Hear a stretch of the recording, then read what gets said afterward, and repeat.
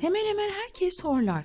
Bazılarımız için ters bir boyun duruşu veya burun tıkanıklığı horlamaya neden olurken bazılarımız için ise özel bir nedene gerek yoktur. Basit bir horlama problemi yorgunluğa neden olur ama uyku apnesi, tansiyon, diyabet, felç ve kalp krizi riskini arttıran bir rahatsızlıktır. Hatta kişide aşırı yorgunluk yaptığı için anlık uyumalara ve trafik kazalarına sebep olduğu bilinmektedir.